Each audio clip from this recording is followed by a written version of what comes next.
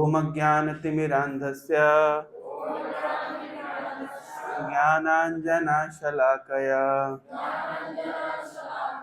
चक्षुरुन्मिलितं येन तस्मै श्रीगुरवे नमः। नमो विष्णुपादाय कृष्णपृष्ठाय भूतले श्रीमते भक्तिवेदान्त स्वामिनिति नामिने। नमस्ते सरस्वते देवे गौरवाणी प्रचारिणे निर्विशेष शून्यवादी पाश्चात्य देशतारिणे। जय श्री कृष्ण चैतन्य प्रभु नित्यानंद श्री अद्वैता गदाधर श्रीवासादि गौर भक्त वृंद। हरे कृष्णा कृष्णा कृष्णा हरे हरे हरे राम राम राम हरे हरे। हरे कृष्णा, आप सभी का स्वागत है। मैं क्षमा चाहूँगा, थोड़ा सा लेट हो गया, काफ़ी लेट हो गया। एक्चुअली मैं ITR से आया, तो मेरा कैलकुलेशन थोड़ा सा मिस कैलकुलेशन हो गया, ट्रैफिक बहुत ज़्यादा था। तो आज हम लोग संकीर्तन पे गए थे और पिकनिक पे गए थे यूथ फोरम डिवोटीज के साथ में। अनंत वासुदेव, लिंगराज और बिंदु सरोवर में हमने स्नान किया, डुबकियाँ मारी, स्विमिंग करी और फिर उसके बाद प्रसाद पाया। तो थोड़ा सा हेक्टिक स्केड्यूल हो गया। कल सुबह मैं कोलकाता जा रहा हूँ 3 दिन के लिए। तो हम लोग चर्चा कर रहे थे पिछले सप्ताह ध्रुव महाराज के विषय में, उसी डिस्कशन को कंटिन्यू करेंगे। तो मैं संक्षिप्त में याद दिला देता हूँ मैंने क्या क्या बताया था। सबसे पहले तो मैंने बताया था ध्रुव शब्द का अर्थ क्या होता है, जो फिर फिक्स्ड है। मैंने उदाहरण दिया कि जो वास्तुशास्त्री होते हैं वो लोग कंपास पे भी भरोसा नहीं करते, वो लोग ध्रुव तारे के ऊपर भरोसा करते हैं। उसके बाद हमने चर्चा किया था कि ध्रुव महाराज का प्रसंग पहले क्यों चर्चा में आया। ब्रह्मा जी के पुत्र हैं स्वयंभू मनु, मनु के पुत्र हुए हैं प्रियव्रत और उत्तानपाद। बड़े पुत्र हैं प्रियव्रत, छोटे पुत्र हैं उत्तानपाद। तो उत्तानपाद के पुत्र हैं ध्रुव, लेकिन सुखदेव गोस्वामी पहले उत्तानपाद और ध्रुव का चरित्र चर्चा करते हैं और बाद में अगले स्कंद में प्रियव्रत का। क्यों? क्योंकि ध्रुव महाराज के विषय में बताने की उनकी उत्कंठा है। फिर हमने सुना कि उत्तानपाद की 2 पत्नियां थी, सुनीति और सुरुचि। हमने भी सुना था कि वैदिक काल में जो नाम होते थे वो व्यक्ति के गुणों के अनुसार उसको दिए जाते थे। तो सुनीति मतलब जो नीति से चले और सुरुचि मतलब जो अपनी रुचि से चले, ये भी हमने चर्चा किया था। फिर हमने चर्चा किया था किस प्रकार से एक बार जब ध्रुव ने देखा कि उनका छोटा भाई अपने पिता की गोद में बैठा हुआ है तो उसकी इच्छा भी हुई, लेकिन उसकी सौतेली माँ ने मना कर दिया कि नहीं, तुम अपने पिता की गोद में नहीं बैठ सकते। और हमने इस विषय पे चर्चा करी थी क्यों मना कर दिया, क्योंकि आज अगर गोद में बैठेगा तो फिर कल गद्दी भी मांगेगा, तो पहले से ही उसको डिनाई कर देना अच्छा है। और किस प्रकार से ध्रुव को बहुत क्रोध आया, क्योंकि ध्रुव एक क्षत्रिय हैं। क्षत्रिय हमने चर्चा की थी कि है ना, मान अपमान सहन नहीं कर सकता। शारीरिक पीड़ा सहन कर सकता है लेकिन अपमान सहन नहीं कर सकता। जैसे उदाहरण के तौर पे हमने चर्चा की थी कर्ण, जब कर्ण परशुराम उनके गोद में सिर रख के सोए थे तो एक कीड़ा जब कर्ण को काटता है तो उसको सहन कर लेते, उस पीड़ा को सहन कर लेते हैं। जब परशुराम जागते हैं तो क्या देखते हैं कि तुमको इतना बड़ा घाव हुआ है, तुम निश्चित रूप से क्षत्रिय हो, तुम ब्राह्मण नहीं हो। तो अगर तुम ब्राह्मण होते तो तुम इतनी पीड़ा सहन नहीं कर सकते। तो आप देखिए कर्ण कितनी पीड़ा सहन की है कि एक कीड़ा उनको काट रहा है, पूरा खून निकाल दिया है, वो सहन कर गए, लेकिन द्रौपदी ने एक बार बोल दिया कि तुम सूत पुत्र हो, तो वो सहन नहीं कर पाए। यानी क्षत्रिय कौन होता है? जो बाण आप छोड़िए तो वो सहन कर जाएगा, लेकिन जो शब्दों के बाण को सहन नहीं कर सकता। जबकि ब्राह्मण क्या होता है? उसको तो सहन करना ही होता है। ब्राह्मण का अर्थ ही होता है कि उसको, ब्राह्मण का अर्थ ही होता है कि वो मान अपमान अपमान को सहन करे, क्योंकि ब्राह्मण का वन ऑफ द प्रोफेशन होता है भीख मांगना। तो भीख जब मांगता है व्यक्ति तो क्या होता है? तो फिर व्यक्ति कोई देता है, कोई नहीं देता है। जब नहीं देता है तो जैसे हमारे राजशेखर प्रभु पाणिग्राही ब्राह्मण, तो अभी हमारा बारंग प्रोजेक्ट आगे नहीं बढ़ रहा है, तो लोग उनको फोन लगा लगा के गाली दे रहे हैं। तुमको आगे क्यों रखा है? क्योंकि तुम ब्राह्मण हो, गाली खाओ। हम क्षत्रिय हैं, हमको कोई गाली देगा तो जा नहीं दे रहा, तेरा पैसा देख कर लेंगे।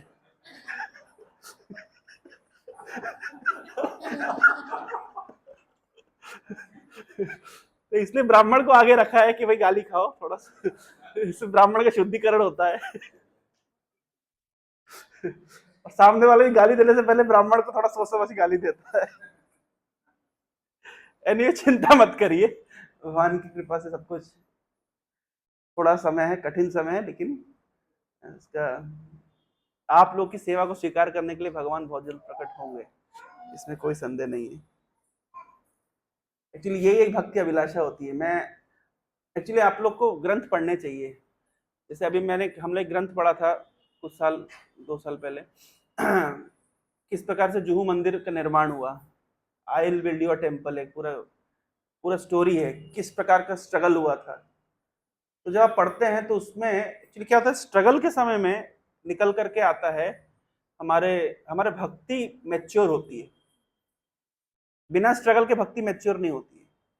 जब भगवान की सेवा के लिए अगर हम कुछ स्ट्रगल करते हैं तो हमारी भक्ति मैच्योर होती है, तब बहुत सारी रियलाइजेशंस आते हैं, बहुत सारी शिक्षाएं हमको प्राप्त होती है, और वही हमारा एसेट होता है हमारे पूरे जीवन की स्पिरिचुअल लाइफ के लिए। आपके उड़िया में क्या कहते हैं? कष्ट कैले क्या? हाँ, कष्ट कैले कृष्ण मिले। तो ये केवल कहने के लिए नहीं है, इनफैक्ट स्टेटमेंट। ये अभी मैं एक भक्त के स्टेटस पे देखा, बहुत अच्छी बात उसमें लिखी थी। तमाल कृष्ण महाराज का कोटेशन उन्होंने स्टेटस पे डाला था, जब भक्त के जीवन में कष्ट आता है तो भक्त बहुत खुश होता है। क्या बोल रहे हैं? तमाल कृष्ण महाराज कह रहे हैं, जब भक्त के जीवन में कष्ट आता है तो भक्त बहुत खुश होता है। क्यों खुश होता है? कि कृष्ण ने मुझे चुना है। मुझे कष्ट दे रहे, इसका मतलब क्या है? मेरे शुद्धिकरण के लिए मुझे चुना है उन्होंने, मुझे शुद्ध करने के लिए उन्होंने चुना है। इतने लोग हैं लेकिन उन्होंने मुझे चुना है, तो ये सौभाग्य की बात नहीं है? एक बुक है ब्लैक लोटस, ये प्रभुपाद जी के एक शिष्य भक्ति तीर्थ महाराज के बायोग्राफी है। उसमें स्टार्टिंग में लिखा है कि God prepares great main for great task through great trials. क्या लिखा है? God prepare great main for great task through great trials. भगवान क्या करते हैं, महान किसी को महानता ऐसे ही नहीं प्राप्त हो जाती, तो महान बनाने से पहले महान परीक्षाओं से गुजरना पड़ता है।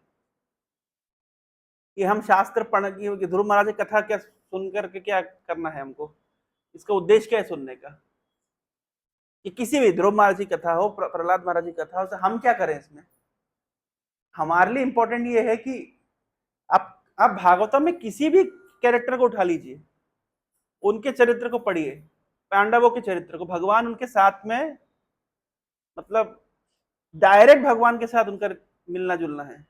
उनके जीवन के कठिनाइयों को देख लीजिए। ऐसा क्यों? God prepares great man for great task through great trials.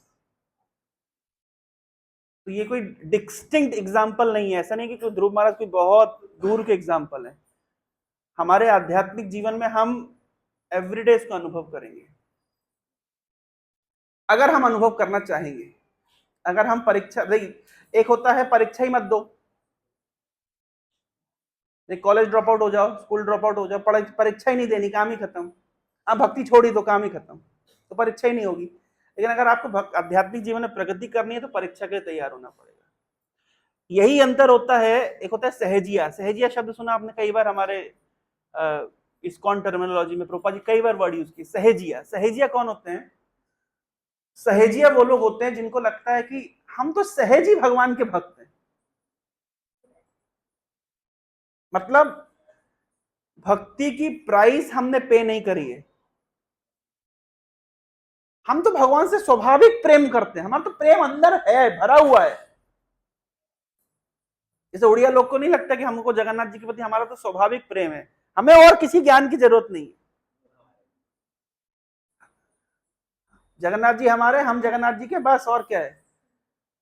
इसको सहजिया कहते हैं। सहजिया क्यों कहते हैं? आपको क्या लगता है कि भगवत प्रेम के इतनी सरलता से मिल जाता है? आज हम लोग अनंत वासुदेव में प्रसाद ले रहे थे। एक देखिए, हम किसी का निंदा नहीं करना चाहते, लेकिन स्थिति परिस्थिति आप देखिए। एक पंडा, मैं देखा, मेरा ध्यान उधर गया, उधर प्रसाद रखा हुआ एक तरफ में, और वो टू टू टू कर ऐसे, और पूरा ऐसे स्पार्कल होते हुए, मतलब वो क्या बोलते, स्प्रिंकल होते हुए वो गिर रहा है। प्रसाद में उसका नहीं जाता है अंश। मैं जब प्रसाद ले रहा था ना, तो मैं उधर, मेरी नजर चली गई, देखा मैंने एक तरफ ऐसा वो करते हुए, तो मैं 1 मिनट के लिए, मतलब क्या ये प्रसाद भी क्या वहीं से आया है? क्या मतलब नहीं आया है, लेकिन 1 मिनट के लिए तो मन में देखिए आ ही गया। लिंगराज मंदिर आप सभी गए हैं, मैं ऑनेस्टली बोल रहा हूं, म्युनिसिपैलिटी के कचरे के डब्बे में इतनी गंदी बदबू नहीं आती है जितने लिंगराज के गर्भगृह में गंदी बदबू आती है। शिव जी की छाती के ऊपर वो गमछा बिछा करके नोट बिछा दिए, 100 रुपए 100 रुपए 100 रुपए 100 रुपए 100 रुपए 100 रुपए 100 रुपए। अब सोचिए, आप कुछ उपदेश दे दो, कुछ बात बोल दो कि नहीं, तो अरे हम तो के स्वाभाविक भक्त हैं, इसको कहते हैं सहजिया। मतलब हमें भक्ति की प्यूरिफिकेशन की प्राइस पे नहीं करनी है, लेकिन हमें अपने आप को स्टैंप लगवा देना है कि हम प्योर हैं, हम तो भगवान के हैं। इतना सरल है भगवान का हो जाना, सोचिए जरा, इतना सरल है। यही अंतर है हमारी संस्था में और बाहर जो धर्म के नाम पे चल, इतना ही अंतर है। हम यहाँ एक दूसरे को इंस्पायर करते हैं शुद्ध होने के लिए। शुद्धिकरण की प्रक्रिया में हम वॉलंटरी घुसे हैं, हम कष्ट कर रहे हैं। अब बताइए ना, जितने लोग सनातनी का झंडा लेकर के चलते हैं, हम सनातनी हैं, हम सनातनी हैं, उस सनातन के नाम पे कर क्या रहे हैं? उससे सुबह 4 बजे उठते नहीं बनता, सनातन का झंडा लेकर के करोगे क्या? जो मन में खा जाते हो, जो मन में करते हो, कोई लाइफस्टाइल नहीं है, हम सनातनी हैं। इनको दिखाई नहीं देता कि हमारी संस्था में क्या ट्रेनिंग मिलती है। मुझे समझ नहीं आता, इस्कॉन को कोई उंगली दिखा कैसे सकता है? इस्कॉन की लाइफस्टाइल आदमी एक दिन फॉलो नहीं कर सकते जितने लोग उंगली दिखाते हैं। हम डंके की चोट पे बोल सकते हैं। आप बताइए ना, जो लाइफस्टाइल इस्कॉन के भक्तों की है,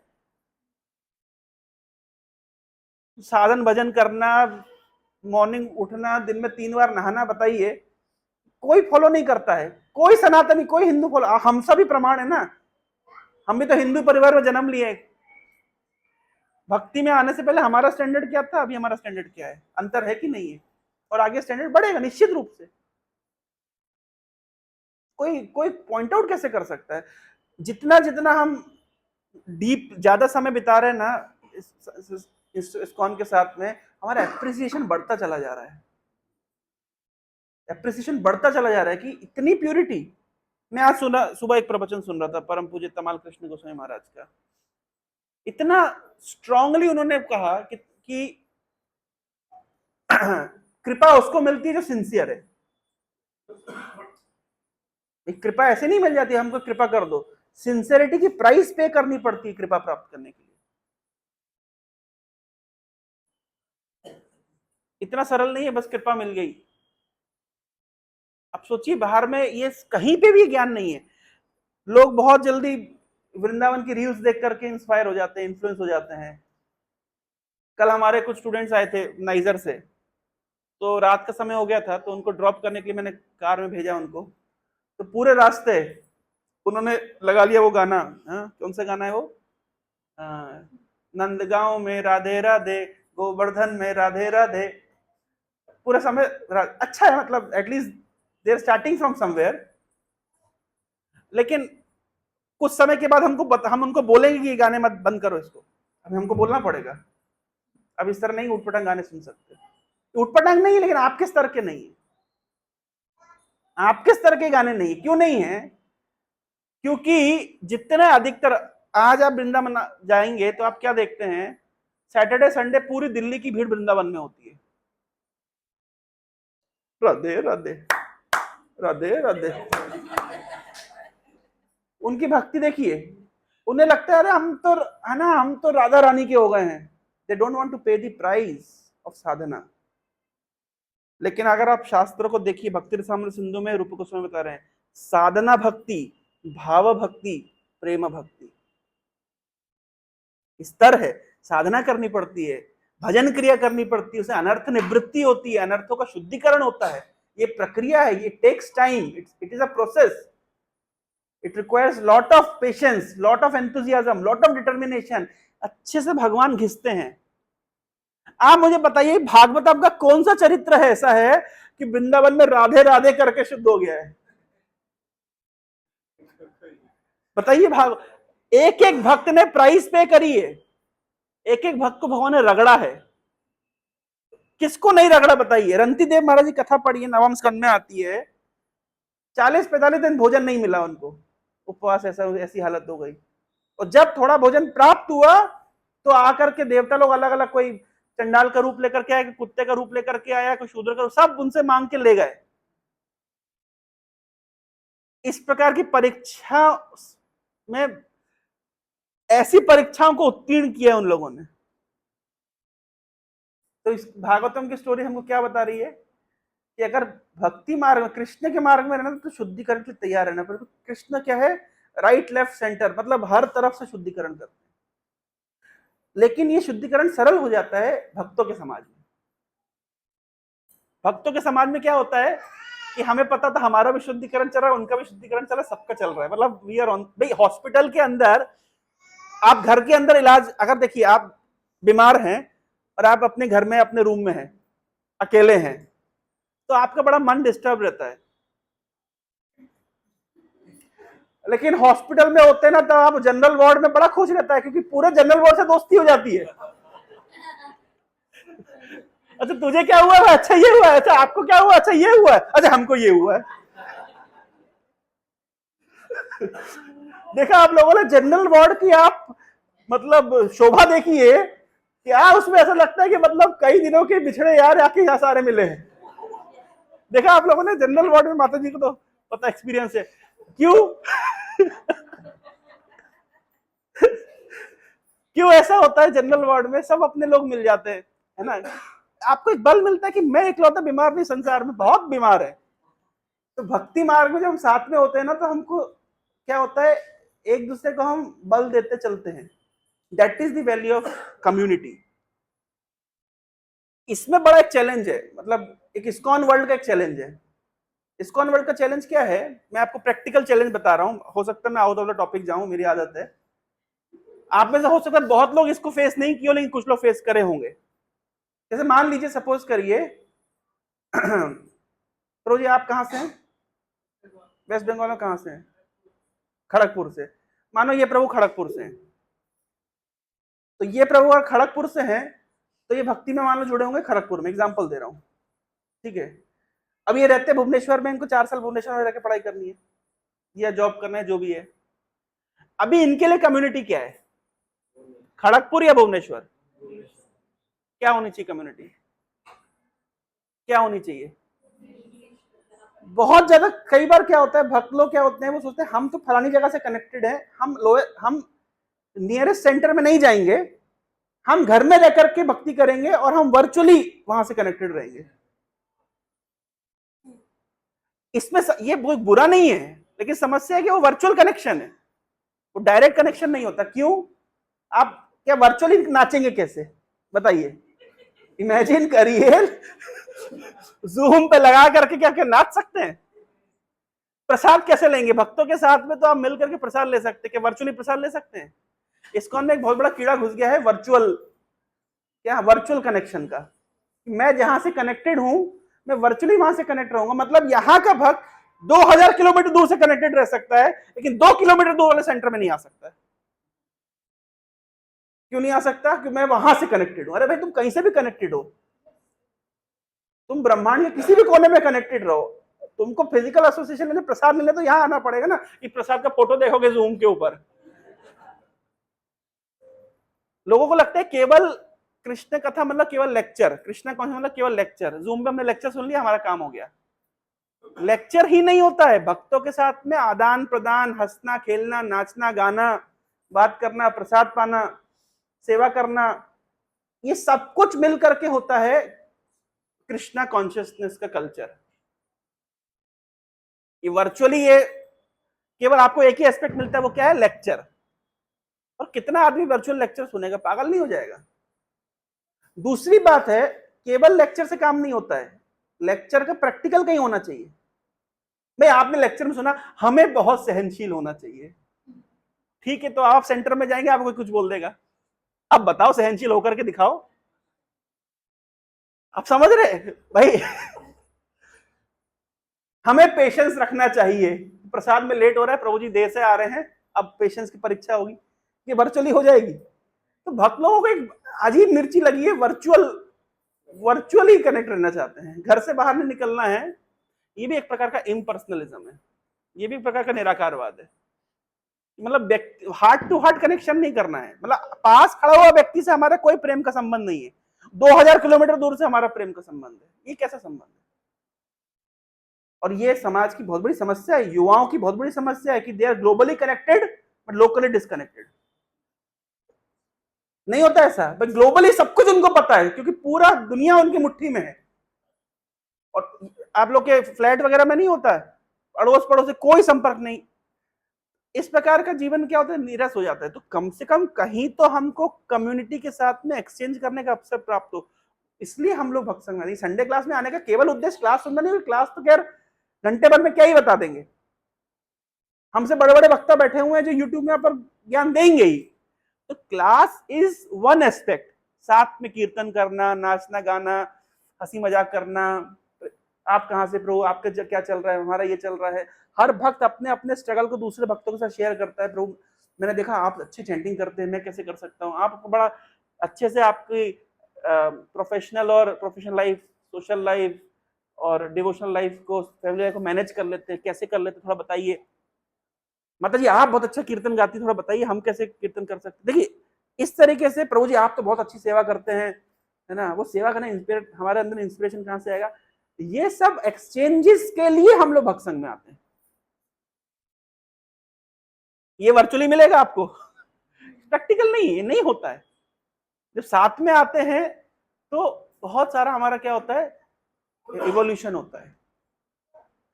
तो संडे क्लासेस केवल इसलिए नहीं है केवल लेक्चर सुनने के लिए जो कि हम घर बैठ के सुन सकते हैं, यहाँ पे बहुत सारी चीजें हमको प्राप्त होती है, इसलिए this is important for us. Anyway, तो हम कहां से कहां चले गए?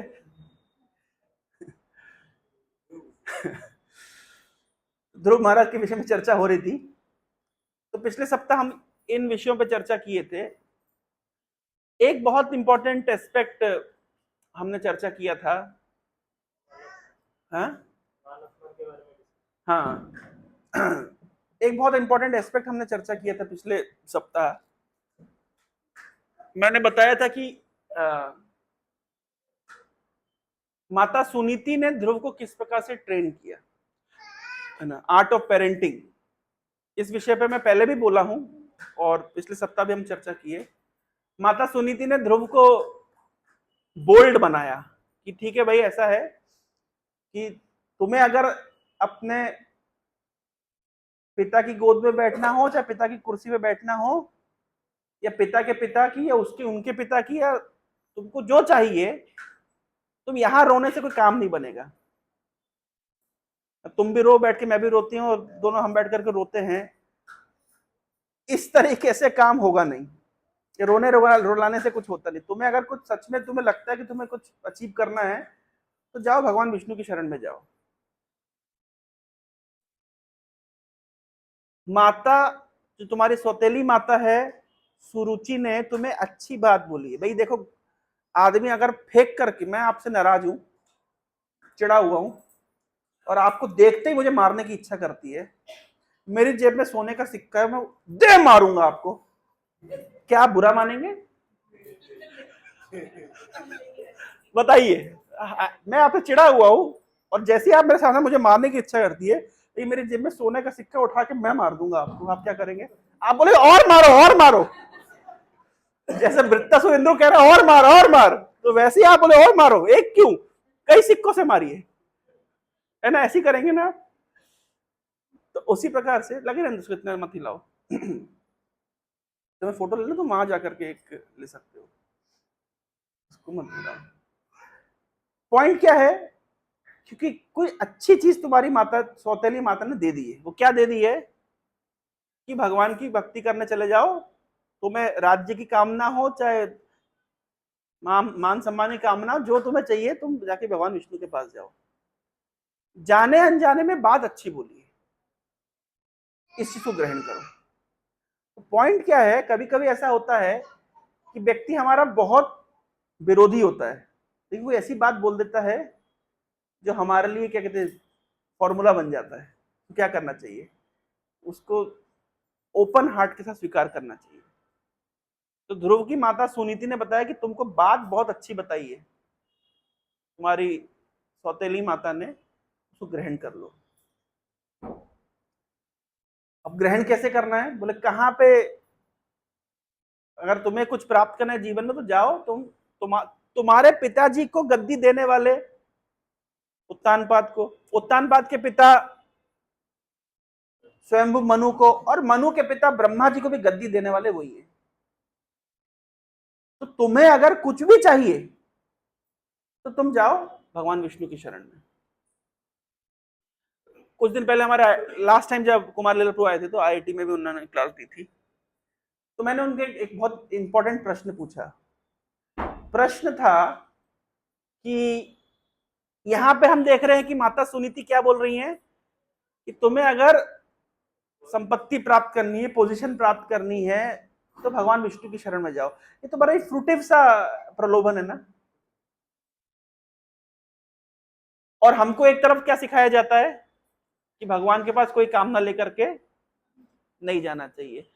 तो अब क्या होता है, जब हम लोग विशेष रूप से काउंसलिंग करते हैं, तो हमारे पास बहुत सारे लोग आते हैं जो भगवान के पास किस किस कैटेगरी के लोग आते हैं? आर्थो, जिज्ञासु, अर्थार्थी, ज्ञानी, चार प्रकार के लोग आते हैं। आर्थ मतलब जो पीड़ित है, किसी प्रकार का कष्ट है। अर्थार्थी, जो कुछ धन चाहता है। तो इस प्रकार का व्यक्ति भगवान की शरण में आता है। अब कोई हमारे पास आता है, दुखी है, हमें उसको क्या बोलना चाहिए? अब हम फंस जाते हैं, क्योंकि हम बोलेंगे कि भगवान की भक्ति करो, दुख दूर हो जाएगा। ये हमें बोलना पड़ता है, मतलब बोलना चाहिए, लेकिन हमारी समस्या कि हम बोल नहीं पाते। मैं तो नहीं बोल पाता, क्योंकि मुझे पता है भक्ति करने से दुख शुरू हो जाते हैं, पहले जितने दुख नहीं होते। मतलब ये मेरा पर्सनल अनुभव है, कि मैं झूठ क्यों बोल रहा हूं व्यक्ति को। भाई पहले आपका, जैसे उदाहरण दिया जाता है कि पहले आपके छोटे मोटे दुख थे, घर में ये लड़ाई झगड़ा हो गया, रिश्तेदारों में ये हो गया, छोटे मोटे झगड़े थे, छोटी मोटी प्रॉब्लम थी। आप भक्तों के पास आते हैं, भक्त आपको बताते हैं कि जन्म मृत्यु का चरण ही, ये साइकिल ही प्रॉब्लम है। आप आए थे क्या मांगने के लिए? प्रॉब्लम का समाधान। समाधान नहीं दिया गया, आपको बड़ी प्रॉब्लम एड्रेस करा दी गई, कि कहां है छोटी मोटी प्रॉब्लम में लगे हो, इससे कितनी बड़ी प्रॉब्लम का समाधान करना मनुष्य जीवन का लक्ष्य है। तो भक्त ये नहीं बोलते कि प्रॉब्लम का समाधान हो जाएगा, क्या बोलते हैं? कि तुम छोटी मोटी प्रॉब्लम से कहां तुम परेशान हो, कितनी बड़ी प्रॉब्लम, ये भौतिक जीवन ही प्रॉब्लम है, इससे बाहर निकलो। उदाहरण भक्ति सिंह ठाकुर बोलते भाई आपकी उंगली में चोट लगी और घर में आग लगी है, तो आप क्या फोकस करेंगे? आप उंगली की चोट भूल जाइए, घर की आग महत्वपूर्ण है। तो उसी प्रकार से ऐसा नहीं है कि आप भक्ति जीवन में आते हैं तो आपकी प्रॉब्लम समाधान होता है, केवल आपको रीडायरेक्ट कर दिया जाता है कि भैया छोटी मोटी प्रॉब्लम है ही नहीं, ये भौतिक जीवन ही प्रॉब्लम है, इससे बाहर कैसे निकलना है इसका प्रयास कीजिए। तो जब आपको बड़ी प्रॉब्लम एड्रेस करा दी जाती है तो फिर छोटी मोटी प्रॉब्लम मान ही नहीं जाता है, होता ये है। लेकिन प्रॉब्लम का समाधान हुआ नहीं है तो कोई हम क्या झूठ कैसे बोले कि नहीं तो भक्ति करो प्रॉब्लम सॉल्व हो जाएगी। फिर कोई बोलता है हम अर्थार्थी है, हमारे जीवन में बड़ी समस्या चल रही है, तो भगवान तो कह रहे हैं जिसपे मैं कृपा करता हूं उसको सब कुछ छीन लेता हूं, उसको कैसे बोले कि नहीं तो भक्ति करो सब मिल जाएगा। बड़ी क्या खींचतान होती है ना, कोई आकर मेरे से तो काउंसलिंग इसलिए नहीं होती है, कोई मेरे से काउंसलिंग करने के लिए बोलता है मैं तो वैसे ही नहीं कर पाता, कारण क्या है, ये द्वंद में फंस जाता हूं कि मैं जवाब क्या दूं। सही है ना, मैं क्या आंसर दूं कि भक्ति करने से प्रॉब्लम सॉल्व हो जाएगी, होती नहीं है, हमको पता नहीं होती है, क्योंकि उल्टा जितना ज्यादा भक्ति करते हैं भगवान ज्यादा प्रॉब्लम में डालते हैं। अच्छा डालते कि नहीं डालते बताइए? डालते हैं, बकायदा डालते हैं, ऐसी ऐसी प्रॉब्लम में डालते हैं जो आपने कभी नहीं सोची होगी। क्यों? क्योंकि भगवान को आपको शुद्ध करना है। तो आप आंसर क्या दें? तो आंसर इसका यह है कि व्यक्ति जिस लेवल पर होता है उसको उस लेवल की काउंसलिंग करनी चाहिए। कोई व्यक्ति अर्थार्थी तो उसको बताना चाहिए कि भगवान अर्थ की कामना पूर्ति करते हैं।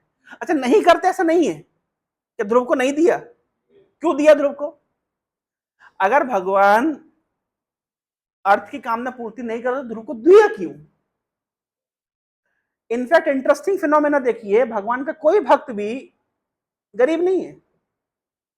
आप बोले सुदामा ब्राह्मण गरीब नहीं, सुदामा ब्राह्मण गरीब इसलिए है कि सुदामा ब्राह्मण की प्रॉब्लम है, वो गरीब रहना चाहता था, ये लिखा है विश्वनाथ चैत्र ठाकुर ने। सुदामा ब्राह्मण की प्रॉब्लम ये है कि उसको धन के प्रति एक अलग ही लेवल का डिस्गस्ट था, इसलिए भगवान उसको देकर के एम्बेरस नहीं करते थे। लेकिन अदरवाइज देखे तो भगवान विष्णुपति, भगवान लक्ष्मीपति का भक्त कभी लक्ष्मीहीन श्रीहीन होता ही नहीं है। भगवान कभी अपने भक्त को कष्ट करता, ऐसे कष्ट करता हुआ नहीं देखते। भाई पांडव लोग जंगल में भूखे मर रहे थे, इतना भोजन था कि वो पूरे मोहल्ले को खिला रहे थे। तो प्रैक्टिकली स्पीकिंग भगवान कुछ समय परीक्षा लेते हैं, लेकिन रिटर्न बहुत ज्यादा है, इसमें कोई संदेह नहीं है। ध्रुव को भगवान ने क्यों दिया, लास्ट में पूरा लोक दे दिया, ताकि कल को कोई ये ना बोले कि भगवान कृष्ण की भक्ति करने से कुछ नहीं मिलता। भविष्य में लोग बोल सकते हैं ना, ये चैप्टर में परीक्षित महाराज सुखदेव गोस्वामी से पूछ रहे हैं कि भगवान शिव बिल्कुल फक्कड़ बाबा हैं, कोपिन बांध के रहते हैं, मृग छाल डालते हैं, हिमालय पे रहते हैं, खुद का उनका घर नहीं, लेकिन उनके चेलों को देखिए, उनके भक्तों को देखिए, बड़ी बड़ी कोठियां बांधी हुई है। जेन्युइन क्वेश्चन है। और यहां पर भगवान विष्णु लक्ष्मीपति बिल्कुल श्रृंगार विंगार करके बिल्कुल रहते हैं, उनके भक्तों को देखो तो बिल्कुल। तो ये डिफरेंस क्यों है? ये चर्चा हुई है भागवत में, ये डिस्कशन उठा है सुखदेव गोस्वामी और परीक्षित के बीच में। तो सुखदेव गोस्वामी कहते हैं सेम क्वेश्चन नारद मुनि से युधिष्ठिर महाराज ने भी पूछा था कि क्यों भैया भगवान शिव के भक्तों को तो सब कुछ मिल जाता है, लेकिन कृष्ण के भक्तों बेचारे को बहुत स्ट्रगल लगता है, और ये होता भी है। तब वहां पे नारद मुनि समझा रहे हैं कि देखो ऐसा है कि शिव जी की कृपा से यद्यपि सब कुछ मिल जाता है, लेकिन शिव जी अभय प्रदान नहीं करते हैं। रावण को अभय प्रदान नहीं किया, सब कुछ मिला, लेकिन लास्ट मोमेंट में अरे कृष्णा कौन तुम कौन भाई, चलो चलो अपने रास्ते देखो। तुलसीदास जी रामचरितमानस में लिखे हैं कि जब रावण चिल्ला के बुलाया शिव जी को, तो शिव जी से कान पे हाथ लगा लिए। तो पार्वती वाला हिला हिला के पूछ रहे भाई कोई बुला रहा है आपको, सुनिए सुनिए, अरे मेरे को राम नाम जप करने दो, डिस्टर्ब मत करो। बोले अरे आपका चेला रावण बुला रहा है। बोले कौन रावण? बोले वही जिसको आपने वरदान दिया था। बोले अरे मरने दो मारने वाले को। बोलते अभी तक क्यों बचाया? बोले अभी तक मारने वाला नहीं आया था इसलिए बचाया था। मतलब शिवजी मतलब बिल्कुल लास्ट मोमेंट में तुम अपना अपना देख लो भाई। लेकिन आप पूरे भागवतम में कहीं भी देख लीजिए, भगवान कृष्ण का एक दास को भी खरोच भी आ गई हो। क्यों? भगवान अभय प्रदान करते हैं। सबसे बड़ा अगर सबसे बड़ा कोई गिफ्ट है तो अभय देते हैं। कि धन संपत्ति क्या है, वो तो भगवान के बाएं हाथ का खेल है, केवल लेते देते हैं डिपेंडिंग ऑन भक्ति को ध्यान में रखते हुए। तो मतलब ये मैं बात क्यों उठी, ध्रुव को भगवान ने इसलिए दिया ताकि कल को कोई व्यक्ति डाउट ना करे भगवान के ऊपर कि भगवान नहीं देते हैं, लेकिन देने से पहले हृदय को शुद्ध करते हैं। यही अंतर है देवताओं में, जब देवता देते हैं तो दे देते हैं, हृदय शुद्ध नहीं करते, लेकिन जब कृष्ण देते हैं तो देते हैं लेकिन हृदय शुद्ध करके देते हैं। इतना अंतर है। हृदय का शुद्धिकरण मतलब व्यक्ति फिर सब कुछ प्राप्त करेगा लेकिन भोग वासना से नहीं, सेवा वासना से लेगा, सेवा भाव से लेगा। इतना अंतर है। इसका प्रमाण देखिए, खुद ध्रुव महाराज कह रहे हैं कि जब भगवान उनके सामने प्रकट हो गए और सामने प्रकट होने के बाद में भगवान कहते हैं मांगो मुझसे कुछ मांगो, तो ध्रुव महाराज बहुत सुंदर स्तुति कहते हैं। उसमें कहते हैं कि भगवान, मैं कांच के टुकड़े मांगने के लिए आया था, मुझे अभी हीरा मिल गया, अभी मैं आपसे क्या मांगू बताइए। काचम विचिन्नम अपि दिव्य रत्नम नाथ कृतार्थो अस्मि वरम न याचे। मेरी मांगने की कुछ इच्छा नहीं बची। सोचिए जरा, कांच के टुकड़े मांगने के लिए मैं आया था, मैं क्या ये ब्रह्मा जी और उनसे बड़ा पद मांगने के लिए आया था। ये सब चीजें भौतिक है, एनीवे वो कभी ना कभी खत्म हो जाएगी। मुझे आप मिल गए, अभी और मुझे क्या चाहिए। इसका मतलब ये नहीं कि भगवान ने बाद में दिया नहीं, दिया, लेकिन ध्रुव महाराज की हृदय की स्थिति देखिए कि अब उन्हें रियलाइज हो गया है कि ये कांच के टुकड़े हैं। इस संसार में ब्रह्मा जी की पोजीशन से भी बड़ी पोजीशन एक्चुअली कांच के टुकड़े हैं, लेकिन भगवान के चरण कमल हीरे से भी बढ़कर है। हमारा आईआईटी का कंस्ट्रक्शन चल रहा था, तो कंस्ट्रक्शन हम 3 बार शुरू करके बंद कर चुके हैं। मतलब शुरू करते हैं, लक्ष्मी का शॉर्ट पड़ जाता है, बंद कर देते हैं, ऐसा हम 3 बार किया। तो एक लड़का था, तो वो क्या करता था, वो वहां पे जटनी के एरिया में सब्जी बेचता था। तो उसको हमने रख लिया कि तुम कंस्ट्रक्शन साइट पे रहना और उसको ऑब्जर्व करना। तो कंस्ट्रक्शन होते होते में लक्ष्मी शॉर्ट पड़ गई। उसने 10-12 दिन देखा होगा, तो उसको 10-12 दिन का पेंडिंग लक्ष्मी देना था। लक्ष्मी तो खत्म हो गया, आप दें कैसे। तो हमने उसको लक्ष्मी नहीं दिया, उसको लक्ष्मी दिया नहीं। उसको कहा तुम आ जाओ, तुम मंदिर में आके खाना पीना कर लेना, मंदिर में आके सेवा करना। वो मंदिर पे आकर के खाना पीना सेवा किया, वो मंदिर ज्वाइन कर लिया, दीक्षा ले ली, भक्त बन गया। उसका आज तक लक्ष्मी नहीं दिया। अब मैं उससे जब भी मिलता हूं तो मैं उसके मैं सोचता अच्छा वो लक्ष्मी नहीं दिया होता तो, अगर उसका लक्ष्मी दिया होता तो क्या होता था। मतलब मैंने नहीं इंटेंशनली नहीं दिया तो शॉर्ट पड़ गया, तो खत्म ही हो गया। प्रकाश क्या नाम हो उसका। देखिए पॉइंट है, कभी कभी क्या होता है, व्यक्ति को मनवांछित वस्तु नहीं प्राप्त होती है, वो अच्छा होता है। क्यों ऐसा होता है कि उसको कांच के टुकड़े प्राप्त होते हैं, अभी उसको दिव्य हीरा मिल गया। ध्रुव महाराज को रियलाइज हो गया। देखिए ऐसा नहीं है कि मतलब भगवान आपको वस्तु से वंचित रखते हैं, ऐसा नहीं है, लेकिन इतना रियलाइजेशन करा देते हैं कि क्या रत्न है और क्या पत्थर है।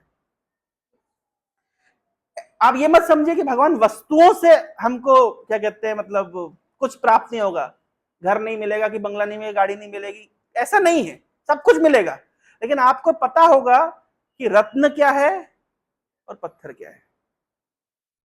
आप किसी भी भक्त से उठा के पूछ लीजिए कि तुम्हारे लिए ज्यादा इंपॉर्टेंट क्या है। कोई भी ऑनेस्ट भक्त, सिंसियर भक्त से पूछिए, मैं आपको 10 करोड़ रुपए दूंगा, भक्ति छोड़ दीजिए, मंगल आरती आना बंद कर दीजिए, जब करना बंद कर दीजिए, आपको 10 करोड़ रुपए मिलेगा। मैं गारंटी बोलता हूं कोई नहीं मानेगा, कोई सिंसियर भक्त नहीं मानेगा, कभी नहीं मानेगा। कुछ बुद्धिमान भक्त हो गए, सोचिए 10 करोड़ रख लेते, कौन सा जब करूं, इसको पता काम से चल रहा है।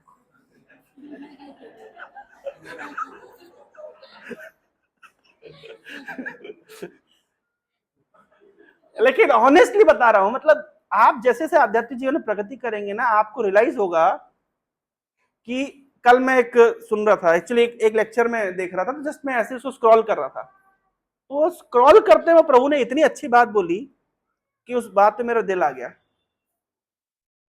हम कहते हैं, हम कई बार ऐसे अपनी विनम्रता में कहते हैं हमें भगवान में अटैचमेंट नहीं है, भक्ति में अटैचमेंट नहीं है, हम तो बहुत निम्न, ऐसा हम बोलते हैं ना, स्वाभाविक मानते भी है, बोलते भी है, हमारी सोचना भी है। लेकिन अगर आपको बोला जाए भक्ति छोड़ दो, आप छोड़ेंगे? नहीं छोड़, इसका मतलब अटैचमेंट है।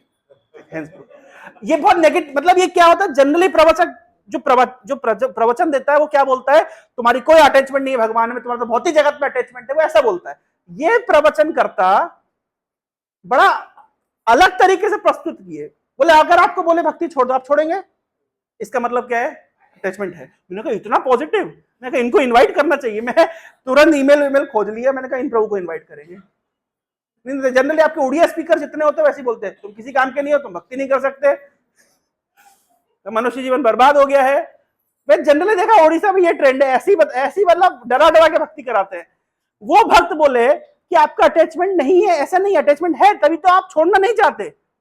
आपको पता है कि मुसीबत है, आपको पता है कठिन है, आपको पता है कष्ट करना पड़ेगा, आपको पता है कि साधना कष्टकारी होती है, भगवान परीक्षा करते हैं, फिर भी आप बोले छोड़ दीजिए, छोड़ेंगे? नहीं छोड़ेंगे।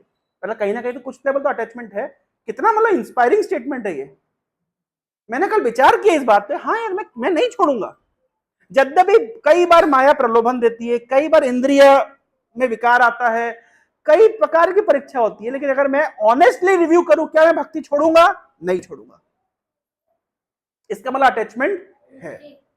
और क्या प्रमाण चाहिए आपको? मतलब हम सही दिशा में है ना, प्रगति हो रही है ना, आगे बढ़ रहे हैं ना, मतलब ऐसे चलते रहेंगे तो एक दिन भगवत प्रेम को प्राप्त करेंगे ना। हैंस प्रूफ, और क्या चाहिए? तो कभी कभी क्या अपने आप को पीठ ऐसे थपथपाना चाहिए? नहीं नहीं, हम लोग क्या करते हैं हमेशा, कभी कभी भाई इतना आगे आए हैं तो आगे भी आगे आएंगे ना। जो अच्छा स्टूडेंट होता है ना, कभी कभी अपने मेरिट्स को भी देखता है। इसको कहते हैं, जैसे ये जो 26 जनवरी को परेड होती है, उसमें क्या होता क्या है, उसमें शक्ति प्रदर्शन होता है कि देशों देखो हमारे देश की शक्ति देखो, हमारी मिसाइलें देखो, शक्ति प्रदर्शन कहते हैं उसको। तो कभी कभी अपने आप को रिव्यू करने में हमेशा नेगेटिव रिव्यू नहीं करना चाहिए कि मैं ये सब नहीं कर पाया। अरे मैं ये सब भी तो कर पा रहा हूं ना भाई, मैं ये इतनी चीज तो कर पा रहा हूं ना भाई, थोड़ी ना मैं इतना पीछे हो ना हूं। आप इतने दिनों में कुछ तो हमने हासिल किया है। एक और बड़ा इंटरेस्टिंग फिनोमेना देखिए। तमाल कृष्ण महाराज बता रहे थे, उस दिन निताई सेवनी माता जी वहां पे क्लास दी थी आईआईटी, बहुत अच्छा पॉइंट। माता जी का समय नहीं था, नहीं तो हम यहाँ भी ऑर्गेनाइज करते थे। मैं पर उनको इनवाइट किया नेक्स्ट टाइम। मैं आज ही लेक्चर में सुन रहा था, हम कभी भगवान के सामने जाकर के बोल नहीं पाते हैं कि भगवान आप हमारे अनर्थों को निकाल दीजिए, क्योंकि हमारा अटैचमेंट है, हमारी हिम्मत नहीं। एक्चुअली हम अगर हम बोलते भी हैं कि भगवान हमें शुद्ध कर दीजिए, जब भगवान शुद्ध करने के लिए वो उंगली डालते हैं तो हमको बड़ी दर्द होता है, हाँ आवाजें निकलती है। अब लेकिन समझिए, हमने डायरेक्टली इनडायरेक्टली, जानते हुए न जानते हुए कितनी बार हम हरे कृष्ण महामंत्र कर रहे हैं। आपको क्या लग रहा है असर नहीं करेगा? आपको क्या लग रहा है असर नहीं करेगा? कितनी बार? एक दिन तो भगवान कृष्ण सोचेंगे ना, बहुत दिन से हरे कृष्णा कर रहा है, बहुत दिन से बोल रहा है कि भगवान मुझे माया की सेवा से निकाल करके आपकी सेवा में लगाओ, अब चलो मैं इसकी प्रार्थना सुन लेता हूं। सोचिए, प्रार्थना कभी फेल नहीं जाती है। हल्दर महाराज एक अच्छा एग्जांपल देते हैं, बोले आप कोई क्रिमिनल व्यक्ति है जो बहुत ही क्रूर है, हिटलर जैसा आदमी मान लीजिए, आप हिटलर जैसे आदमी को भी सुबह दोपहर शाम 3 बार प्रणाम करिए, साल भर करते रहिए, 2 साल करते रहिए, 3 साल करते रहिए। क्या हिटलर जैसा व्यक्ति का हृदय पिघलेगा या नहीं पिघलेगा? पिघलेगा। एक न एक दिन उसका हृदय पिघल जाएगा, और जब हृदय पिघलेगा वो आपको अपनाएगा, कुछ कुछ तो रेसिप्रोकेट करेगा आपके साथ। तो क्या भगवान का हृदय हिटलर से भी ज्यादा क्रूर है? सोचने वाली बात है, क्या भगवान का हृदय हिटलर से भी ज्यादा क्रूर है? नहीं है। आप जब पूरा जिंदगी प्रणाम कर रहे हैं, सुबह दोपहर शाम रात प्रणाम कर रहे हैं, इतनी बार हरे कृष्णा कर रहे हैं, इतनी बार आपके मन में भावना ही चल रही कि मैं कैसे अपना जीवन शुद्ध करूं, कैसे कृष्ण के चरणों के प्रति आगे और आगे बढ़ूं, कैसे भक्ति। अब इतना जिन दिन से प्रयास कर रहे हैं भगवान, एक सामान्य क्रूर व्यक्ति का हृदय भी 2-4 साल में पिघल जाता है। 2-4 साल से 2-4 महीना आप कर लीजिए, पिघल जाएगा। और सालों साल वो कोई व्यक्ति भक्ति कर रहा है, क्या उसको भगवान का हृदय नहीं पिघलेगा? भगवान आपको स्वीकार नहीं करेंगे? सोचने वाली बात है। मतलब हमारी प्रार्थना वेस्ट नहीं जाएगी। ये जो दृढ़ निश्चय है ना, इसी को कहते हैं आशा बंधन, कि भगवान एक न एक दिन मेरी प्रार्थना सुने। इसलिए कभी भी हमें हमारी डिस्क्वालिफिकेशन के कारण डिस्करेज नहीं होना चाहिए। रेदर जयप्रकाश महाराज कहते हैं कि हमारी disqualification is the greatest qualification. भाई चैतन्य महाप्रभु क्यों आए? पतित पावन, हाँ, पतित पावन क्या गीत है वो? क्या आपका अवतार हुआ है पतित पावन के लिए? कौन सा गीत है? हाँ, पतित पावन हेतु तब अवतार। ये हम है ना, आपका अवतार हुआ पतित पावन के लिए, पतितों का उद्धार करने के लिए। और मैं सबसे बड़ा पतित हूं। मौसम पतित प्रभु ना पाई बे यार। तो आप पतित पावन है, मैं पतित हूं, क्या कॉम्बिनेशन बैठा है? सोचिए कॉम्बिनेशन कितना अच्छा है। तो हमारी भगवान का अवतार पतितों का उद्धार करने के लिए हुआ है, जो पतित नहीं है उसका उद्धार करने के लिए नहीं हुआ है। सोचिए, और हम पतित हैं। तो हम पतित होना हमारी डिस्क्वालिफिकेशन है कि क्वालिफिकेशन है? बताइए, तो क्वालिफिकेशन है ना। तो ये केवल थियोरेटिकल नहीं है। कभी कभी हमको अपने आप को भक्ति में बूस्ट करना चाहिए। नहीं मैं इतना बुरा भी नहीं हूं, इतना बेकार भी नहीं जा रहा हूं, मेरा कुछ ना कुछ कंट्रीब्यूशन है। मैं खुद के आध्यात्मिक जीवन के लिए, दूसरों के लिए मैं कुछ कर रहा हूं। I am going forward. ऐसा नहीं है कि मैं बिल्कुल यूजलेस हूं। कभी कभी क्या होता है, भक्त लोग डिस्करेजमेंट के कारण ही भक्ति छोड़ देते हैं। आधे भक्त तो इसलिए छोड़ देते हैं, वो इतना डिस्करेज हो जाते हैं, किसी ने उनको बूस्ट ही नहीं किया। अरे कोई बूस्ट नहीं करा, आप अपने आप को थोड़ा पीठ थपथपा लीजिए। पर समहाउ अगर हमें रहना है इस मार्ग पे, क्यों? कोई हमें बूस्ट करे नहीं करे, बेटर तो यह कि हमारी कम्युनिटी ऐसी होनी चाहिए कि हम एक दूसरे को उत्साह प्रदान करें, एक दूसरे को अप्रिशिएट करें। ये चीज का अभाव नहीं होना चाहिए। ऐसा नहीं है कि हमारा भक्त इसलिए छूट गया क्योंकि उसको किसी ने अप्रिसिएशन नहीं दिया, उसको किसी ने प्रेम नहीं दिया, उसको किसी ने सम्मान नहीं दिया। ऐसा नहीं होना चाहिए। आप देखिए, राधानाथ महाराज ने जो कम्युनिटी बनाई है, उन्होंने इन प्रिंसिपल्स का बहुत ध्यान दिया है कि कोई भी भक्त ऐसा फील नहीं करना चाहिए कि I am not sufficiently loved, sufficiently cared. तो ये हमारी सबके साथ मिलकर रिस्पॉन्सिबिलिटी है। इंडिविजुअल रिस्पॉन्सिबिलिटी क्या है कि हम अपने आप को बूस्ट करके रखें। जब कोई नहीं होता है तो आप मान लीजिए कोई आपको सपोर्ट नहीं कर रहा है, या कोई आपको अप्रिशिएट नहीं कर रहा है, कोई आपका साथ नहीं दे रहा है, अरे कम से कम खुद को अपने साथ दीजिए। इस तरीके से हम भक्ति के मार्ग में ध्रुव दृढ़ रह सकते हैं। हर व्यक्ति का डिटर्मिनेशन लेवल शायद ध्रुव जैसा नहीं है, तो इसलिए हमें कम्युनिटी का पुश चाहिए होता है। परंतु ये चीज हम रियलाइज कर चुके हैं, कर रहे हैं और करेंगे भी। ग्रॉस लेवल पे हम रियलाइज कर चुके हैं, सूक्ष्म लेवल पे रियलाइज करना बचा है कि क्या हीरा है और क्या पत्थर है। ध्रुव महाराज की मां ने कहा कि मैंने सुना है कि भगवान जंगल में मिलते हैं। एग्जैक्ट लोकेशन मुझे पता नहीं है कि पटिया सेंटर में मिलते हैं, HDFC बैंक के सामने है। एग्जैक्ट लोकेशन नहीं पता था उनको। उन्होंने कहा हमने सुना है कि भगवान जंगल में मिलते हैं। तो ध्रुव महाराज निकल गए जंगल में भगवान की खोज में। अब यहां पे इंपॉर्टेंट पॉइंट देखिए, जंगल की खोज में गए, जंगल में निकल गए, इन्हें पता नहीं है किस रास्ते जाना है, क्या करना है, लेकिन भगवान जैसे ही देखते हैं कि कोई जीव मेरे प्रति अग्रसर है, भगवान सफिशिएंट हेल्प भेजते हैं। नारद मुनि को भेज दिया। ये समझिए, भक्ति के प्रोसेस में, योग के प्रोसेस में यही अंतर है कि योग के प्रोसेस में आपको खुद ही उलझना है, खुद ही सुलझना है, कोई मदद करने वाला नहीं है। एक योगी उस गुफा में बैठा है, दूसरा योगी उस गुफा में बैठा है, तीसरा योगी उस गुफा में बैठा है, आपस में भी एक दूसरे की मदद नहीं करते। और भगवान से तो इनको हेल्प लेनी ही नहीं है। ये तो इतना इनका अहंकार होता है, हमको नहीं चाहिए भगवान की हेल्प, तो करते रहो अपने हिसाब से। तो योगी एक दूसरे को हेल्प नहीं करते, कर्मी एक दूसरे की टांग खींचते हैं। ये व्हाट्सएप यूनिवर्सिटी की जो स्टोरीज है ना, परफेक्ट स्टोरीज है।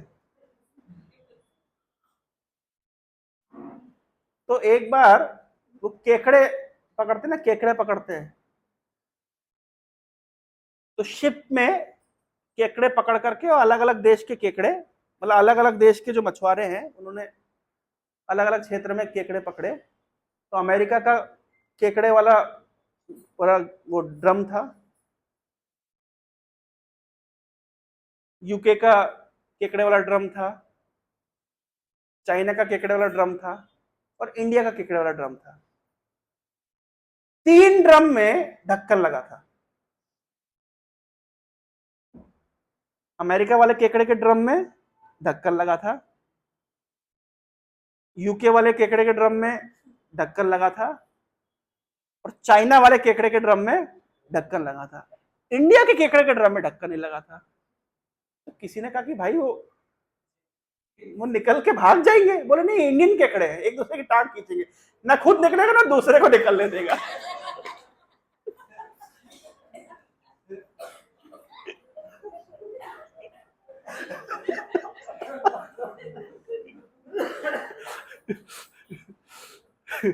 इंडियन केकड़े। तो कहने का तात्पर्य जो कर्मी होते हैं, मतलब जो कंपटीशन में रहते हैं, एक दूसरे की टांग खींचते रहते हैं, और जो योगी होते हैं उनको एक दूसरे से कोई मतलब ही नहीं होता। वो उधर कपालभाति कर रहा है, वो उधर पे अनुलोम विलोम कर रहा है, उनको फर्क ही नहीं पड़ता। लेकिन भक्त लोग क्या होता है, परस्परम अनुकथनम पावनम भगवद यशः मिथो रथी मिथो तुष्टि निवृत्ता मित आत्मना। भक्तों के समाज में भक्त एक दूसरे की मदद करते हैं भक्ति करने में। योगियों में ये कॉन्सेप्ट नहीं है, कर्मियों में कॉन्सेप्ट नहीं है, भक्तों में कॉन्सेप्ट है। परस्परम अनुकथनम, एक दूसरे के साथ भगवान की कथा चर्चा करेंगे, भक्ति की कथा, प्रचार की कथा चलता रहे, कुछ ना कुछ माताओं के बीच आपस चलता रहे। वो फेस्टिवल आ रहा है, भगवान की ड्रेसिंग कैसे होगी, क्या भोग बनेगा, प्रभु लोग में हो रहा है वहां सेंटर कैसे बनेगा, फंड्स कैसे मैनेज होंगे, एन नंबर ऑफ चीजें चर्चा चलती रहती है। आज प्रभु जी ने उस क्लास में ये बताया था, जूम क्लास में ये चर्चा हुई थी, वो डिवोटी आ रहे हैं। सी अनुकथनम, आपस में चर्चा चलती रहती है। पावनम भगवद यशः, भगवान का यश जो पवित्र करने वाला है, वो यश की कॉन्स्टेंटली चर्चा चलती रहती है। और ऐसे करते करते क्या होता है, मिथो रति, आपस में प्रेम बढ़ता है, मिथो तुष्टि, सेटिस्फेक्शन मिलता है, और निवृत्ता मिथा आत्मना, और एक दूसरे को इंद्र तृप्ति छोड़ने के लिए प्रलोभित, मतलब इंस्पायर किया जाता है। ये मेटरनिस्टिक लोगों के सर्कल में आप बैठ जाते हैं तो क्या होता है, इंद्र तृप्ति करने के लिए इंस्पायर किया जाता है। भक्तों के समाज में क्या होता है, इंद्र तृप्ति छोड़ने के लिए इंस्पायर किया जाता है। तो एक तो भक्त आपस में एक दूसरे की मदद करते हैं, और भक्तों के हृदय में बैठे हुए भगवान उस भक्त की मदद करते हैं। इसलिए भगवान गीता में कह रहे हैं ददामी बुद्धि योगम, मैं बुद्धि देता हूं। इस पर्टिकुलर परिस्थिति में अगर भक्त अगर कोई बोलता है ना कि मैं भक्ति नहीं कर पा रहा हूं because of such and circumstances, तो गलत बोलता है। क्यों? क्योंकि भक्ति की डेफिनेशन है अप्रतिहता। बाहर की कोई भी परिस्थिति हमें भक्ति करने से रोक नहीं सकती। क्यों नहीं रोक सकती? क्योंकि भगवान हृदय में बैठ करके एक सिंसियर भक्त को रास्ता दिखाते हैं कि कैसे तुम इस परिस्थिति में भक्ति करो। ये भक्ति का सिद्धांत है, अप्रतिहता, कभी कोई रोक नहीं सकता, कोई परिस्थिति रोक नहीं सकती है। तो अब जब भक्ति कोई रोक नहीं सकता है, कोई परिस्थिति रोक नहीं सकती है, भगवान खुद बुद्धि देते हैं और भगवान मदद भेजते हैं। ध्रुव महाराज जैसे ही घर से निकले, भगवान ने नारद मुनि को भेज दिया कि जाओ भाई उसको गाइड करो। इंटरेस्टिंग चीज यह है, नारद मुनि आकर के डायरेक्ट ध्रुव को ज्ञान देना शुरू कर दिए? नहीं, बिल्कुल उल्टा उपदेश दे रहे। प्रहलाद महाराज को उपदेश क्या मिला? कौमाराम आचरित प्रज्ञो, बिल्कुल 5 साल की उम्र से भक्ति करनी चाहिए। और ध्रुव महाराज को नारद मुनि क्या उपदेश दे रहे हैं? अरे तुम्हारी कोई उम्र है भक्ति करने की?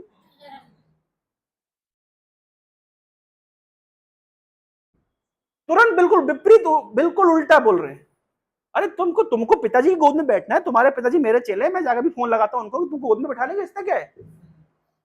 क्या पिता ने गोद में नहीं बिठाया तो तुम घर छोड़ के निकल जाओगे?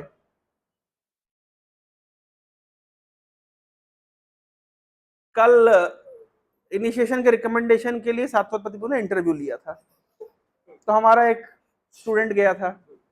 प्रभु जी उससे पूछे, तो वो बोला हम इकलौते लड़के हैं, हम ब्रह्मचारी बनना चाहते हैं, और ऐसा वैसा 2-4 पॉइंट बोल दिया वो। अब प्रभु जी पूरा मना कर दी, बोले उसको, बोले नहीं नहीं तुम इतने जल्दी दीक्षा क्यों लोगे, और तुम इकलौते लड़के हो, तुमको घर देखना चाहिए, ऐसा करना चाहिए, वैसा करना चाहिए। और दो चार बातें बोलकर उसको घर भेज दिया। मुझे मैसेज किया, बोले प्रभु जी तो मना कर रहे हैं और ऐसा है। मैंने कहा तुम्हारी परीक्षा ले रहे हैं, तुम्हारे डिटर्मिनेशन की परीक्षा ले रहे हैं, तुम प्रभु जी की बात तो मत आना। अगर प्रभु जी कह रहे हैं कि तुम तो अभी घर गृहस्थी देखो, थोड़ा नौकरी वोकरी करो, पैसा कमाओ, घर को देखो, बाद में भक्ति वक्ति देखना, तो ये परीक्षा है तुम्हारी, तुमने रियल में मत ले लेना उनको।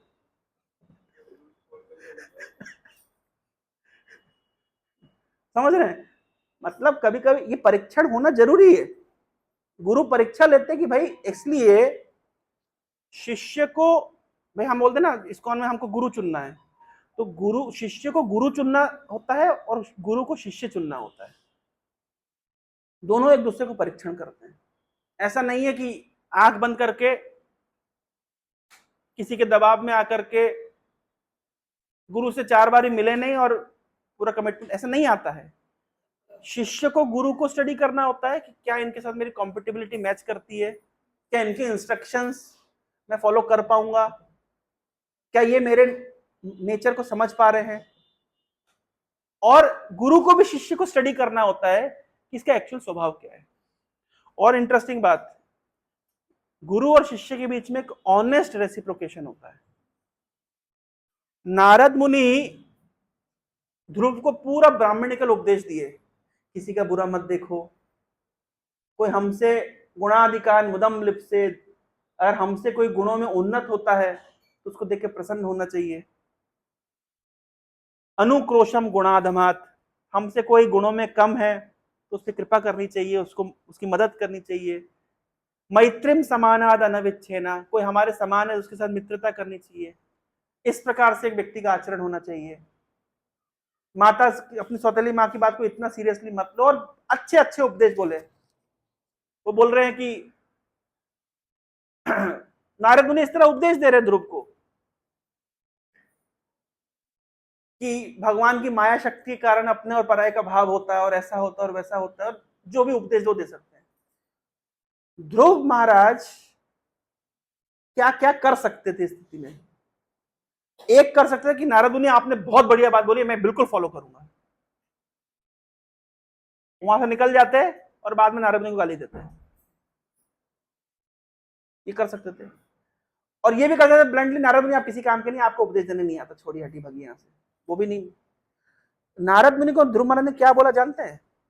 कि देखिए नारद मुनि, आप न केवल मेरे पिता के गुरु हैं, मेरे भी गुरु तुल्य हैं। नेचुरली जब पिता के गुरु हैं तो मेरे भी गुरु हुए। आप भगवान के बहुत निजी हैं, बहुत क्लोज हैं, लेकिन आपने ये वाले जो इंस्ट्रक्शन दिए हैं ना, ये वाले जो इंस्ट्रक्शन दिए हैं, ये मेरे ऊपर फिट नहीं बैठ रहा है। क्योंकि मैं क्षत्रिय हूं और मेरा जो हृदय है वो मेरी सौतेली माँ के मतलब बाणों से, कौन से बाण, वाक बाणों से, मतलब उसमें छेद कर दिया गया है। अब जो भी आप इंस्ट्रक्शन देंगे तो वो क्या है, वो फिट ही नहीं बैठेगा, वो रहेगा ही नहीं अंदर। तो मैं ये नहीं कह रहा कि आपके इंस्ट्रक्शन गलत हैं, भाई आप भगवान के निजी व्यक्ति हैं, आपके इंस्ट्रक्शन गलत नहीं हो सकते, लेकिन मेरी समस्या है कि मैं भी उसको धारण करने की शक्ति नहीं रखता। तो मेरे लिए क्या उपयुक्त निर्देश है, आप वैसा बताइए, मतलब आप मुझे कस्टमाइज करके दीजिए। देखिए, आप गुरु और शिष्य की वजह से रेसिप्रोकेशन कैसा है, मैं आप ये नहीं कह रहा कि आपकी बात गलत है, और मैं ये भी नहीं मान रहा कि मैं आपकी बात फुलफिल मान पाऊंगा। मैं जानता हूं आप सही व्यक्ति हैं, आप सही चीज बता रहे हैं। समस्या है कि मैं उस स्थिति में नहीं हूं कि मैं आपके इस इंस्ट्रक्शन को ले सकूं।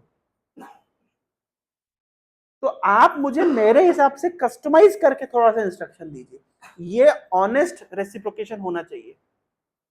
हम जिससे भी आध्यात्मिक जीवन में मार्गदर्शन लेते हैं, हमें उनके पास जाकर के अपनी भावनाओं को व्यक्त करना चाहिए कि मैं आपके इंस्ट्रक्शन अच्छे लगे, ये वाली चीज फिट नहीं बैठ रही, तो मैं इस स्थिति में क्या करूं, ये वाली नहीं बैठ रही तो इसमें क्या करूं। भगवत गीता के कितनी बार एग्जाम्पल आप देखिए, 12वें अध्याय में कृष्ण कह रहे ये करो, अच्छा ये नहीं कर सकते ये वाला करो, ये नहीं कर सकते ये वाला करो, ये नहीं कर सकते ये वाला करो, इतने ऑप्शन दे रहे हैं। अर्जुन को लास्ट में गीता में क्या बोल रहे कृष्ण, 18वें अध्याय में, तुमको गीता का ज्ञान समझ आया? अगर नहीं समझ आया है, मैं उन्हें 19वां अध्याय बोलने के लिए तैयार हूं। भगवान बोल रहे हैं ये बात। 18 चैप्टर में अच्छा हुआ अर्जुन को समझ आ गया, 18 नहीं तो हमसे तो वही नहीं होता। अर्जुन को 18 अध्याय में समझ आ गया, लेकिन अगर अर्जुन को 18वां अध्याय में समझ नहीं आता तो भगवान 19वें अध्याय से शुरू करते और गीता के 20-25 और अध्याय हो सकते थे। इसका मतलब क्या है कि गुरु और शिष्य के बीच ऑनेस्ट रेसिप्रोकेशन, कि भाई आपके इंस्ट्रक्शन अच्छे लेकिन मेरे लिए सुटेबल नहीं है। एक्चुअली दो चीजें होती है, समय हो गया है, एक स्टैंडर्डाइजेशन है, कस्टमाइजेशन। अगेन रील्स का ज्ञान है ना, रियलाइजेशन है। रील वाले बहुत अच्छा ज्ञान देते हैं। एक बहुत अच्छा एग्जांपल मुझे रील में मिला, मैं इसलिए रील देखता हूँ बीच बीच में ताकि थोड़ा रियलाइजेशन प्राप्त हो। उन्होंने अच्छा एग्जांपल दिया कि जैसे आप चाइना में जाइए, जापान में जाइए, वहां खाने का स्टाइल क्या है, वो बाउल में चॉपस्टिक से और ऐसे नूडल्स ऐसे खाते हैं, that is the only style.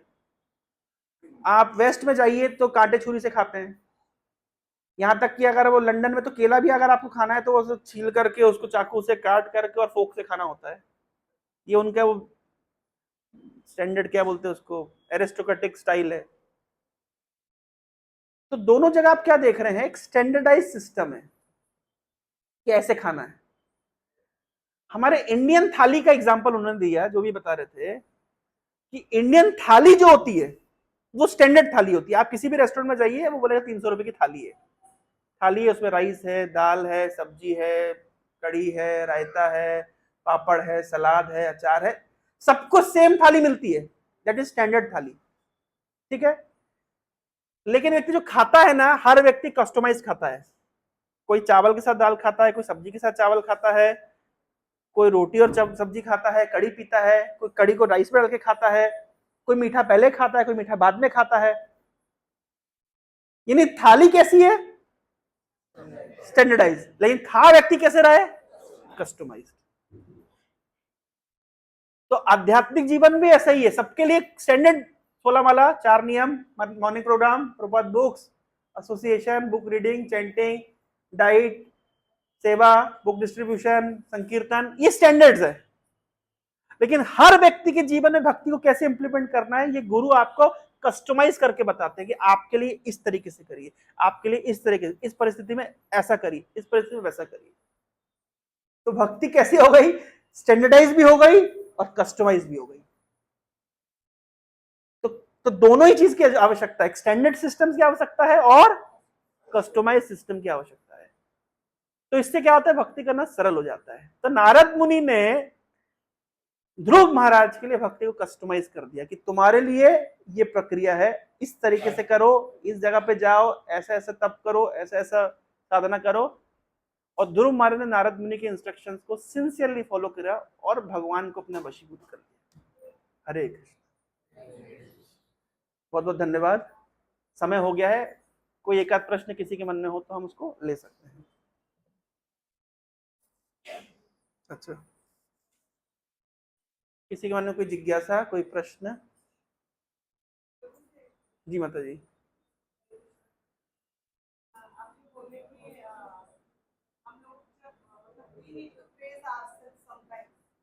Sometimes, not always.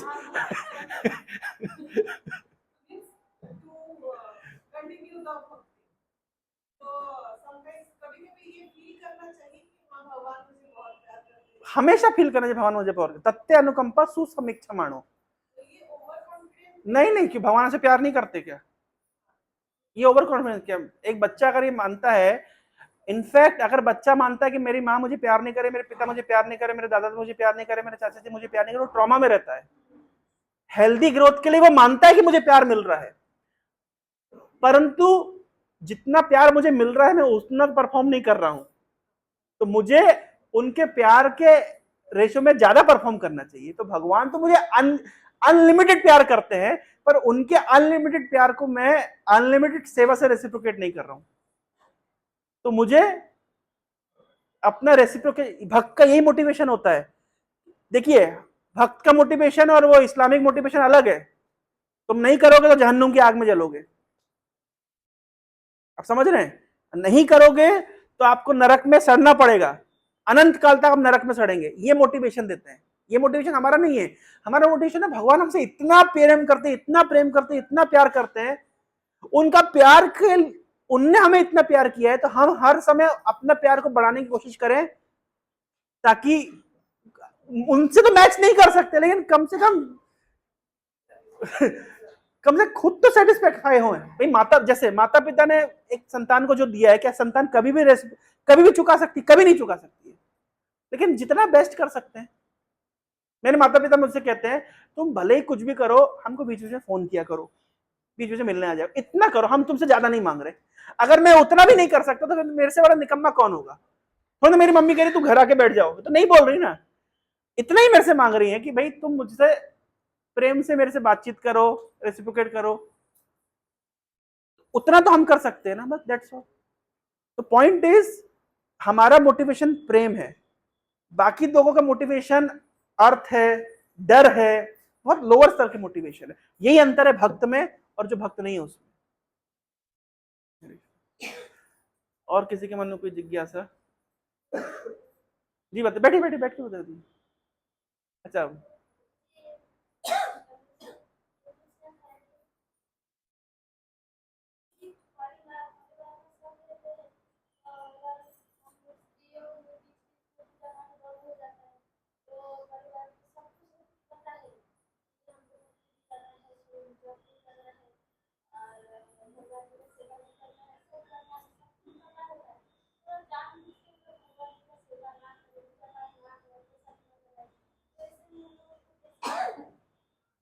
माता जी का प्रश्न है, उन लोगों को कैसे, उन लोगों को हम नहीं समझा सकते, आप ही समझ सकते हैं।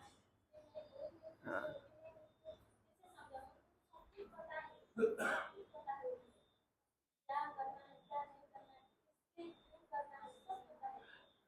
ठीक, मैं समझ गया आपका प्रश्न। एक बात हमेशा ध्यान रखना चाहिए माता जी कि सबको सब कुछ पता होता है, मोटिवेशन नहीं आता है। हमें नहीं पता भक्ति अच्छे, हमें मोटिवेशन, मोटिवेशन आता है संग से। मोटिवेशन आता है संग से। जब हम देखते हैं ना दूसरे भक्तों को इतना उत्साह के साथ भक्ति करें, उनके उत्साह को कभी कभी आप, हम जब दर्शन करते हैं तो हम केवल भगवान को देखते हैं, कभी साइड में खड़े होकर भक्तों को देखिए, और भक्त लोग जिस आंखों के साथ में भगवान को देख रहे हैं, उत्कंठा के साथ उनसे प्रार्थना कर रहे हैं। मैं जब ऑल्टर में जाता हूँ, डीटी वर्शिप करता हूँ ना, तो कभी कभी साइड में खड़ा होकर के, जब अभिषेक वगैरह होता है तो मैं साइड में खड़े हो जाता हूँ, तो मैं अभिषेक नहीं देखता हूँ, अभिषेक तो सभी देख रहे हैं, मैं तो वीडियो में देख लूंगा। मैं क्या देखता हूँ, भक्त लोग को देखता हूँ, और कितना एब्जॉर्प्शन के साथ प्रार्थना कर रहे हैं। कोई ऐसा कर रहा है, किसी की आंखों में आंसू हैं, कोई स्तुतियां गा रहा है। आप सोचिए, उनके उत्साह को देख करके लगता है, मतलब हम बहुत दूर हैं अभी, इतना, मतलब कितना भगवान। चैतन्य महाप्रभु जब दर्शन कर रहे थे जगन्नाथपुरी में, तो एक उड़िया माता जी महाप्रभु के कंधे पे चढ़ गई, गरुड़ स्तंभ पे हाथ पैर रख करके महाप्रभु के कंधे पे चढ़ गई जगन्नाथ जी के दर्शन करने के लिए। तो जैसे महाप्रभु के सेवक ने देखा था, अरे उतरो उतरो, उतार दिया, और जैसे उतारा तो महाप्रभु खूब गाली दिए, बोले अरे नलायक, तुम उतार दिया उसको, तुम बिल्कुल असभ्य हो, बिल्कुल जंगली हो तुम। क्यों क्यों तुम जंगली हो? कि इतनी उत्कंठा जगन्नाथ जी ने उसको दी है उनका दर्शन करने के लिए, मुझे नहीं दी है। महाप्रभु ने वहां पे अपनी विनम्रता व्यक्त कर रहे हैं कि मेरे पास उतनी उत्कंठा नहीं है। कल मैं सुन रहा था एक प्रवचन में कि गोपियां डांटती है ब्रह्मा जी को कि आपको सृष्टि करना नहीं आता है। पलके बना दिया आपने, एक पलक के लिए हम कृष्ण का दर्शन नहीं कर पाते। युगाइतम निमेषेण, मतलब एक एक निमिष, पलक झपकने का समय युग युग के समान प्रतीत होता है। हमें नहीं होता है। हमें होता है क्या? हमें नहीं होता है। तो जब हम भक्तों को उत्कंठा को देखते हैं, उन तो हमारा मोटिवेशन बढ़ता है भक्ति में। तो आप कह रहे उन्हें पता सब कुछ है, उनने भक्त संग नहीं पाया है, या समझ रहे हम जब हम तीर्थ में जाते हैं, क्या देखने जाते हैं, क्या करने जाते हैं? तीर्थ में केवल उस प्रिसाइडिंग डीटी का दर्शन करने के लिए नहीं जाते हैं। तीर्थ में हम जाते हैं भक्तों की उत्कंठा को एब्जॉर्ब करने के लिए। वही आप जैसे होता है ना, फ्रीक्वेंसी एब्जॉर्ब करते हैं। अब जब भक्तों के साथ उनकी भक्ति को देखते हैं ना, उनकी स्थिरता को देखते हैं, उनके डेडिकेशन को देखते हैं, हमको एब्जॉर्प्शन मिलता है, उनसे कुछ कुछ लेने की इच्छा करती है। तो तब जाकर के मोटिवेशन ग्रो करता है। ऐसा नहीं है कि पता है केवल ज्ञान होने से भक्ति हो जाएगी, ऐसा नहीं। ज्ञान तो हमें सारा है, हमें पता है भौतिक जगत दुखालय, हमें पता है भगवान के चरणों को प्राप्त करना जीवन का लक्ष्य है, और मैं 2 घंटे प्रवचन दे सकता हूँ इसके ऊपर, पर क्या ऐसे नहीं होगा? होगा कैसे? ये भक्ति से। इसलिए आगे आएगा, हो सकता है एक प्रसंग में और हम लेंगे, ध्रुव महाराज ने भगवान के सामने आकर के क्या मांगा? भगवान आप तो चले जाएंगे, अभी चल लीजिए, हम है ना 2 मिनट दर्शन देंगे फिर चलते बनेंगे, लेकिन आप फिर आपके साथ संग मिले नहीं मिले क्या गारंटी है? लेकिन आप क्या करिए ताकि मैं कभी आपको ना भूलूं, आपके भक्तों का संग मुझे प्रदान करिए। ये प्रार्थना ध्रुव महाराज ने करी है। क्यों? उनको पता है ये बात कि मेरा मोटिवेशन तो बहुत कम देर रहने वाला है, लेकिन भक्तों के संग में रहता हूं ना, उनका मोटिवेशन से मैं चार्ज रहूंगा। तो ये है फॉर्मूला। तो केवल आपका कहना है कि उनको पता है फिर भी नहीं करते हैं, मुझे भी पता है, मैं भी नहीं करता हूं, हम सबको पता है, हम कोई भी नहीं करता है। हम ये भक्त संग करते इसलिए है क्योंकि केवल ज्ञान से व्यक्ति का हृदय परिवर्तित नहीं होता है, हमको भक्ति भक्तों के संग से मिलती है, उनसे एब्जॉर्प्शन मिलता है, उनसे फ्रीक्वेंसी से हमारे भी एटम फ्रीक्वेंट। आज सुबह हम लोग चर्चा कर रहे थे ना यूरेनियम वाला एग्जांपल, कि रेडियो एक्टिव जो एलिमेंट होता है वो क्या होता है? चेन रिएक्शन उसमें होता है, एक एटम उसमें टूटता है, फिर उसको देख के दूसरा टूटता है, तीसरा टूटता है, और देखते देखते चेन रिएक्शन हो जाता है, ब्लास्ट होता है। भक्ति में भी ऐसा होता है, हम इनर्ट जोन में रहते हैं, दूसरा कोई ऑसिलेटिंग एटम के साथ में हम पास में आते हैं तो हमारा एटम भी ऑसिलेट करने लगता है, हम दोनों को देख के तीसरा एटम भी ऑसिलेट करने लगता है, चौथा भी करता है, पूरा चेन रिएक्शन हो जाता है, धमाका होता है, कृष्ण भक्ति का धमाका। तो that is how it works. केवल ज्ञान होने से नहीं होता। ज्ञान तो मुझे है, बहुत ज्ञान है, तो क्या फायदा? इसलिए ये ज्ञान मार्ग नहीं है। ज्ञानी व्यक्ति क्लास देकर के बाहर आके सिगरेट फूकता है, ज्ञान का क्या वैल्यू है? अभी वो ज्ञान देकर के आया ब्रह्म सत्य जगत मिथ्या, और मिथ्या जगत में उसको सिगरेट चाहिए, क्योंकि ज्ञान doesn't work. Realization comes by the mercy and association of devotees. Hare Krishna. बहुत बहुत धन्यवाद, समय हो गया है। हरे कृष्णा कृष्णा कृष्णा हरे हरे, हरे राम राम राम। श्रील प्रभुपाद की। हरे कृष्णा। हरे कृष्णा। तो